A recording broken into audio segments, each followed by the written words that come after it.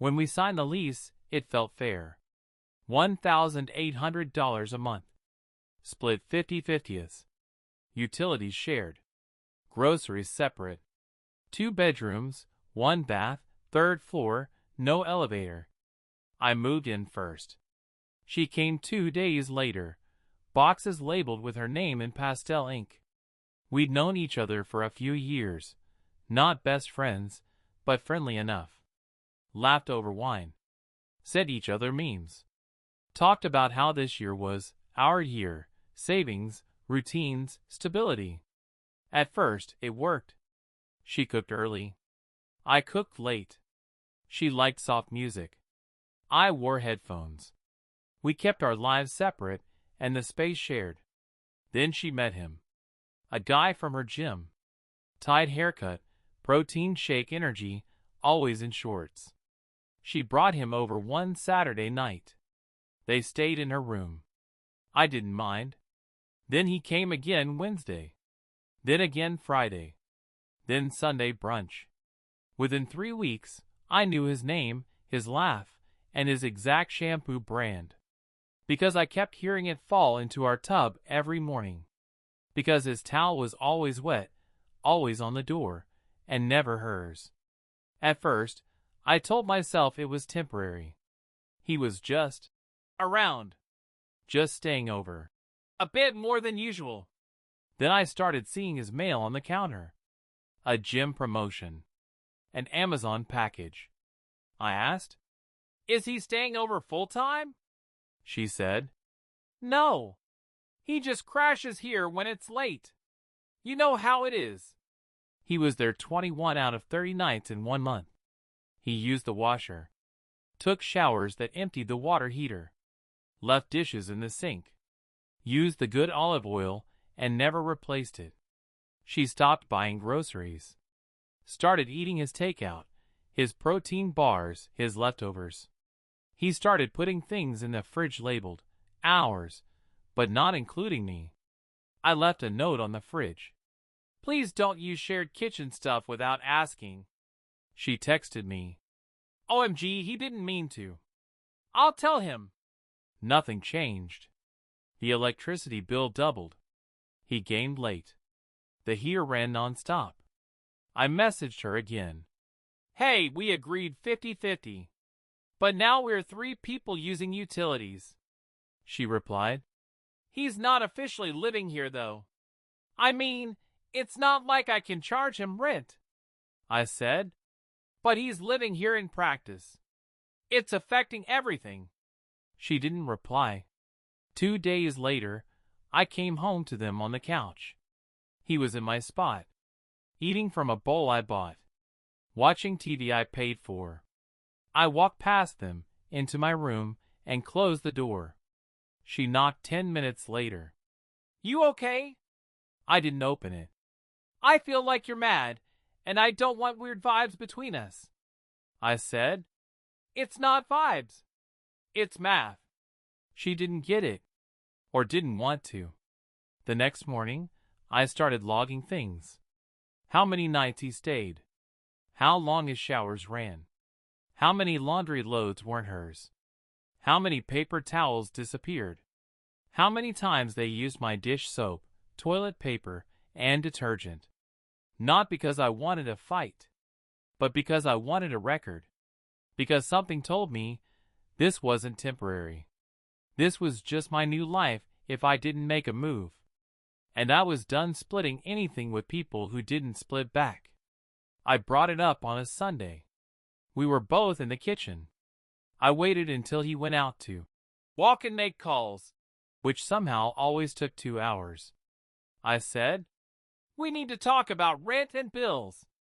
She looked confused, like I had surprised her with bad news on her birthday. "Okay."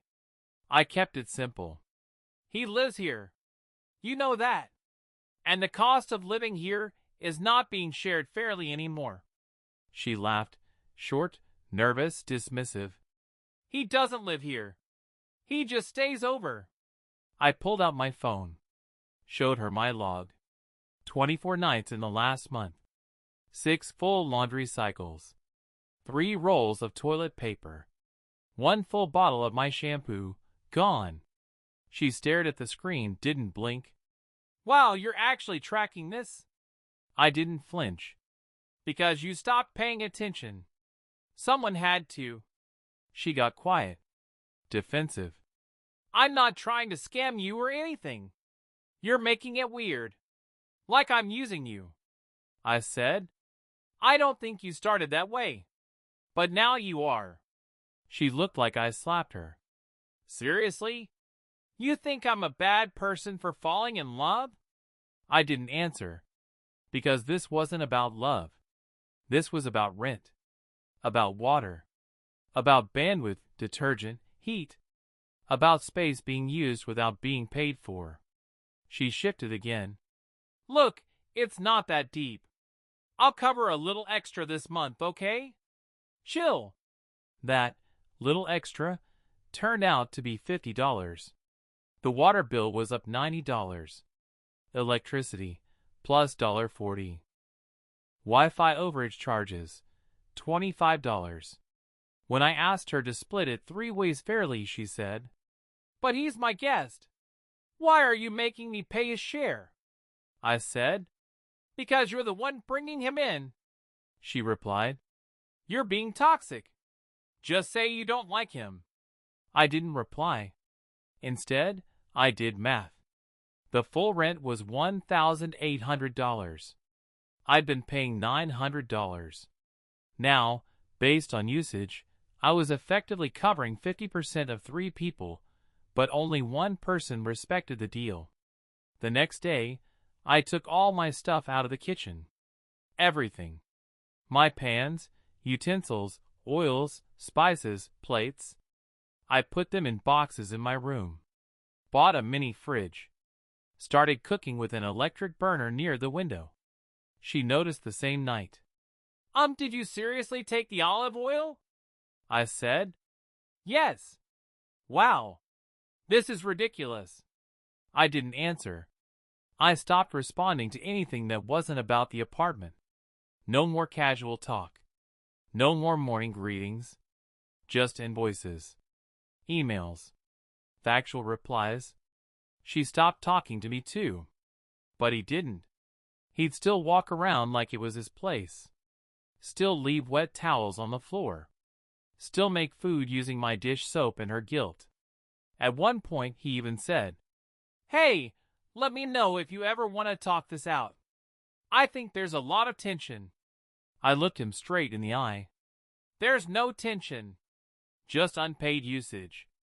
He blinked, said cool, and walked off.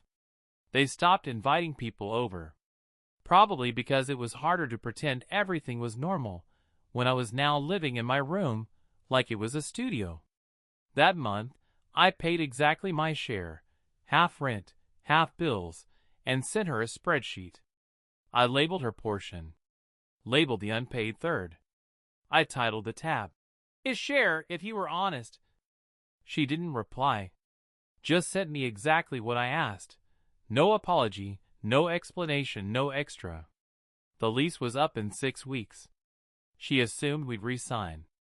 "So are we doing this place again, or what?" I just said. "Haven't decided yet." But I'd already found a new spot. Quieter. Smaller. All mine. And I wasn't planning to tell her. Not yet. I moved out on a Thursday. Middle of the week, middle of the day, while they were both at work. No drama. No note. No announcement. Just silence. I'd already signed the lease on the new place. Studio. Tiny. Quiet. All mine. Spent 2 weekends slowly moving the important stuff. Laptop. Clothes. Fridge food. Then scheduled a van for the rest. The desk. The lamp. The boxes I kept stacked by the window. Every item I bought I took. Every shared thing I paid for I packed. The knives. The blender. The mug she used but never washed. Gone. I left nothing unclear. I placed my keys in an envelope. Inside, a printed spreadsheet of the last 3 months, rent, Utilities, itemized costs. 2 columns. My share. Yours plus guest.